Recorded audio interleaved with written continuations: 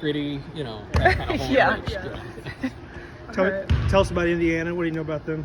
Obviously, they're really good. I mean, 5th in the country. They just handled North Carolina last night, who's 6th in the country, easily. So it's going to be a really tough test for us. They defend at a high level. They have multiple options scoring, even with Grace Berger out. So they're number 5 in the country for a reason. So we got our hands full Sunday. Obviously, your team knows there's a number in front of their name. So how do you talk to them about that?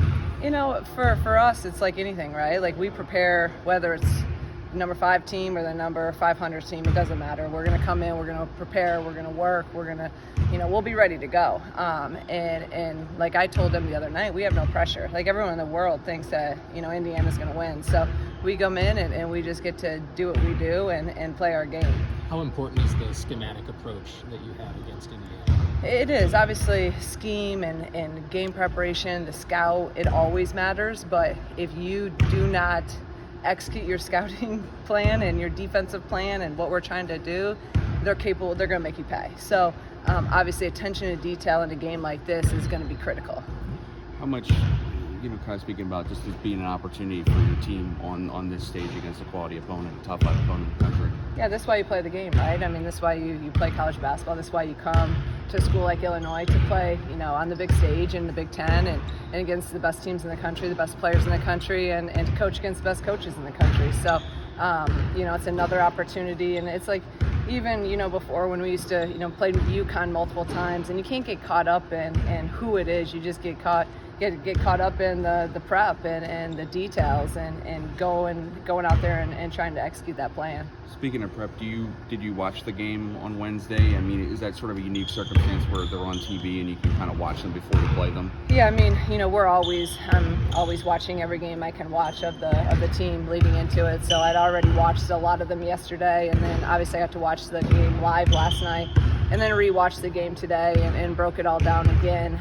So we have, we're prepared. We have our game plan put in. Now we just got to come out here and practice it for 2 days. Did you notice any difference without Grace Berger? I mean, obviously the result was a lopsided result, but did you notice, what they're maybe a little bit of a different team without her? Obviously they're different, but they're still, they're loaded, and I think when one of your leaders, in terms of, leadership and emotional leaders like Grace is, for them, like you almost play, everyone steps up and you kind of have a united, you're playing for her and you're playing for obviously the team. So they're really good, and they're even better with Grace out there, but it's still, they have multiple weapons to try to stop.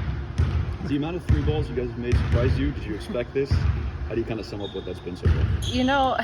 I really didn't think that we would shoot it at this level. I'm going to be completely honest with you guys. But now that I see them, and now I see them in practice, now I see how much work they're putting in. I'm just as confident as they are when they shoot it right now. I think, it's always going in. So, knock on wood, we can continue shooting at that level. And as the defenses, ramp up, I hope we can still shoot at that. But even Indiana, they like to collapse inside. You're going to get a lot of inside-out looks, and we got to shoot at a high level if you want a chance to beat them. Well, obviously the ball has to go in, but how much are these system threes, and how much are these tough shots that are being made? A lot of them, I think, and I've talked about this before, I think some of our players are really thriving in the system, in our transition. We're getting them open looks. But then, I always say we can get you open looks, but it's up to them to make them. And credit to our players for putting the work in, putting the reps in the gym. You have them in here shooting now. So it's not just luck. You got to work, and they've been coachable on technique and follow through and footwork to really increase their percentages as well. Mikaira Cook looks like she's kind of the engine that makes that go and creates a lot of those open looks. They talk about her play. She's playing at a high level, and obviously with coaching her the past 2 years, I know the type of player she is. I've said it all along. She can play anywhere in the country, and her ability to score while also being a facilitator at the point is really I think a lethal combination, right? Because you got to guard her. She can score at all 3 levels, and then you saw the other night she had 9 assists and only 2 turnovers. So just her ability to make plays and then create plays for others is really does it makes us go.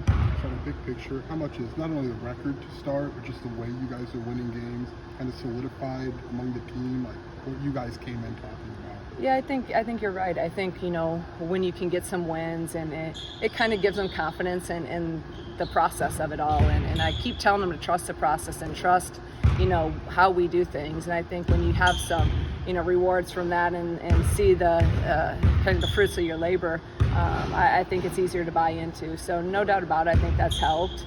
And hopefully that confidence just keeps building and building as we go along this season. Why do you think so quickly that it happened?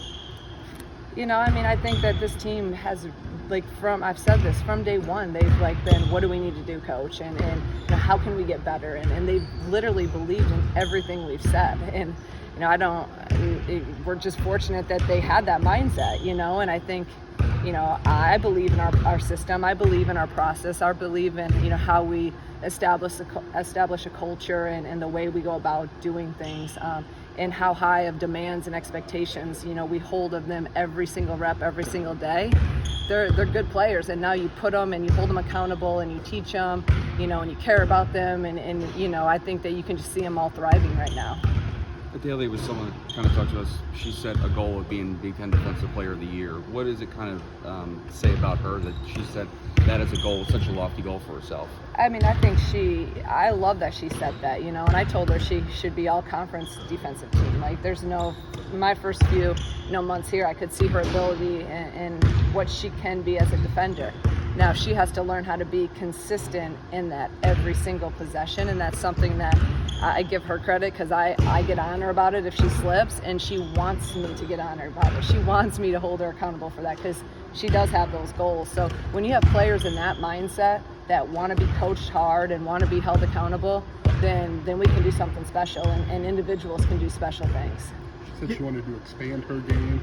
Came to you with that. What do you remember your first impressions of her, and how has she kind of grown into this? I remember my first meeting with her, I think it was day 1 or day 2 on the job, and just her willingness to open up right away. I remember her telling me all these things, and I'm like, wow, this is the first time I've sat down with this player, and there just seemed to be an instant trust there. And I thought that was pretty cool and pretty special, because not everyone's like that.